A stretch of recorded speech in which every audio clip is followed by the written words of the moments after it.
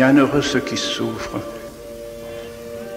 pour la sainteté, bienheureux les pauvres, bienheureux les doux, bienheureux ceux qui font miséricorde, bienheureux les pacifiques. Voilà ce que la croix nous enseigne. Voilà ce que notre Seigneur Jésus-Christ nous enseigne sur sa croix.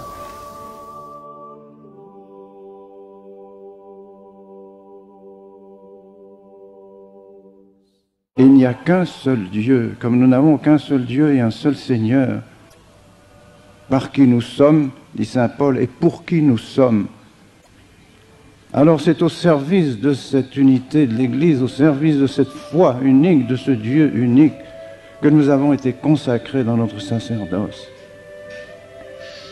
Et nous devons à tout prix défendre cette vérité fondamentale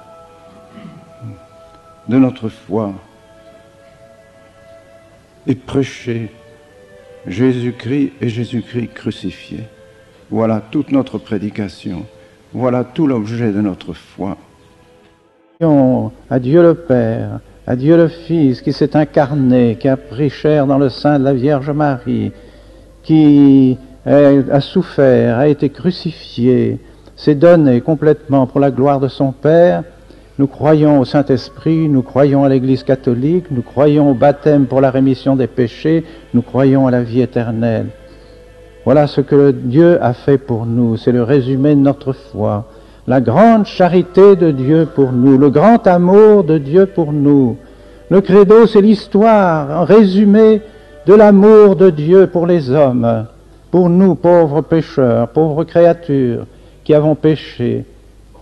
Dieu a voulu réparer cela et il est venu sur la terre, a pris un corps semblable au nôtre, une âme semblable à la nôtre, et tout cela est raconté dans le credo.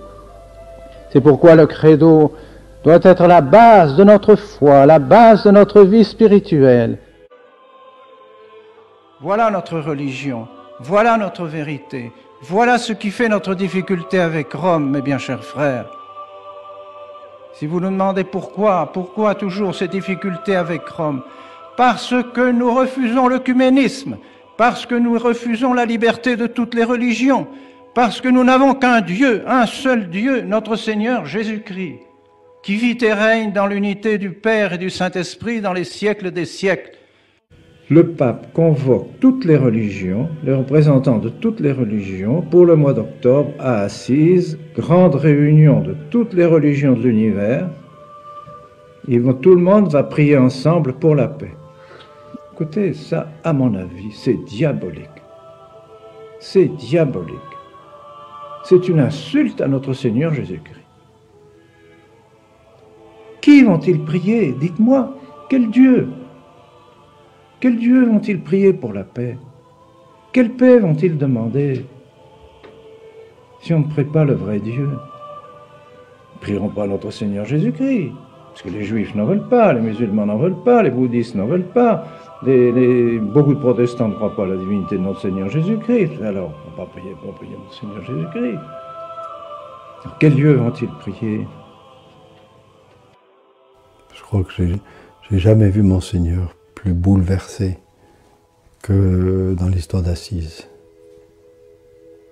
Ça, vraiment, ça l'a retourné. C'était insupportable.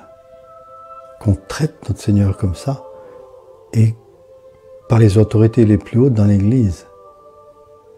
Ça sortait de son entendement, de foi, de foi. Notre Seigneur qui est Dieu, qui est donc la vérité absolue, qui est vraiment notre salut, et il n'y en a pas d'autre. Et qu'on abaisse, qu'on rabaisse au niveau des fondateurs d'autres religions, qu'on rabaisse le vicaire du Christ à ce niveau-là, ça lui était insupportable. On voit, le regard, c'est le regard de foi. C'est le regard de foi. C'est cet amour de notre Seigneur, cet entendement, c'est-à-dire cette compréhension de qui est notre Seigneur. Mais on ne peut pas faire ça. Qu'est-ce qui leur prend? Qu'est-ce qu'ils font? Cette notion d'œcuménisme, qui est une notion ambiguë, On peut bien la comprendre selon la foi de l'Église, selon la tradition de l'Église, et on peut très mal la comprendre. Ça peut amener à admettre des vérités qui sont des vérités, ou disons plutôt des erreurs, des affirmations plutôt qui sont parfaitement contraires à la doctrine de l'Église. Tout le Vatican II a été très influencé par cette idée d'œcuménisme. Alors le bon œcuménisme, c'est le dialogue avec toutes les religions, mais dans le but de les amener à la vérité, de les amener à la religion catholique, si l'on croit que la religion catholique est vraie, si l'on croit que le message que notre Seigneur a donné est vrai, on doit donc avoir le désir d'amener toutes ces religions à l'Église. Le faux œcuménisme, lui, au contraire, flatte toutes ces religions, disent que tout le monde a sa vérité, que tout le monde a sa religion, que chacun se sauve dans sa religion, et que par conséquent, eh bien, on tranquillise leur conscience, on ne suscite pas en eux du tout le désir de conversion et d'arriver à l'Église. À mon sens, ça c'est absolument contraire à la vérité et à la tradition de l'Église. Eh bien, si nous ne pouvons pas être dans les églises, nous garderons la foi. Nous garderons la foi en notre Seigneur Jésus-Christ.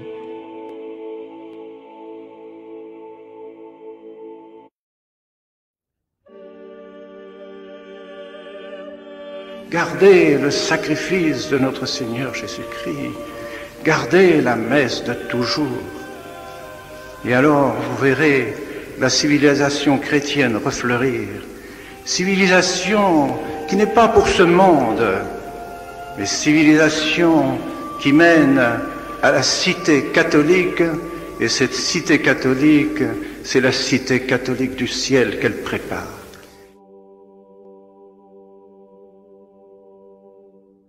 Qu'y a-t-il de plus grand, de plus beau, de plus divin dans notre sainte religion que le saint sacrement de l'Eucharistie? Que pouvait faire notre Seigneur Jésus-Christ pour manifester sa charité et son amour envers nous de plus efficace, de plus évident que de nous laisser sous les espèces du pain et du vin son corps, son sang, son âme et sa divinité? On ne peut pas définir le prêtre sans le sacrifice, et on ne peut pas définir le sacrifice sans le prêtre. Toute l'activité sacerdotale se trouve centrée ou rayonnant du sacrifice. Ou ça conduit au sacrifice, ou ça en découle nécessairement. Tout ce que vous aurez à faire, rien, si vous êtes vraiment prêtre, tout ce que vous ferez sera ou une conséquence du sacrifice de la messe que vous aurez fait, ou une préparation au sacrifice de la messe. Voilà en définitive, vous voyez, le cœur, ce qui est l'essence même de l'ordre, de l'ordination. Le but de l'ordination, c'est le sacrifice de la messe. C'est bien ce que dit le Concile de Trente. Le but du sacerdoce, c'est consacrer, offrir et administrer. Consacrer l'Eucharistie, faire venir Dieu, Jésus, sur nos autels, l'offrir avec nous de nouveau à Dieu, à son Père, pour le salut des âmes, et ministrandi, donner aux âmes le corps de notre Seigneur Jésus-Christ.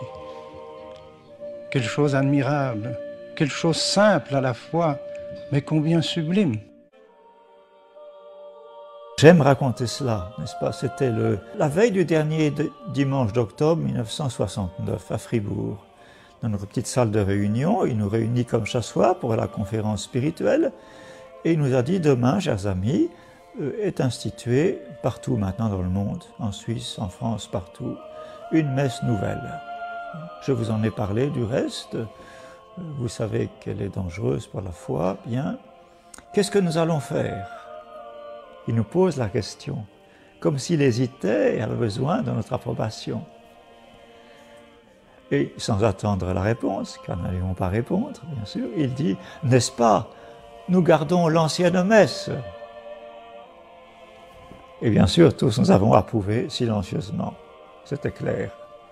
Nous avions vécu tous la révolution liturgique depuis 1965 jusqu'à 1969. Voilà la dignité du prêtre. Et c'est ce qui fait toute sa dignité. C'est qu'il est utilisé par notre Seigneur Jésus-Christ pour accomplir des actes que seul notre Seigneur Jésus-Christ peut faire. Car seul il peut réaliser ce miracle admirable de la transsubstantiation. Il devient tellement uni à notre Seigneur, tellement assumé par notre Seigneur, qui lui aussi devient d'une certaine manière éternel. L'acte qu'il fait est un acte d'éternité.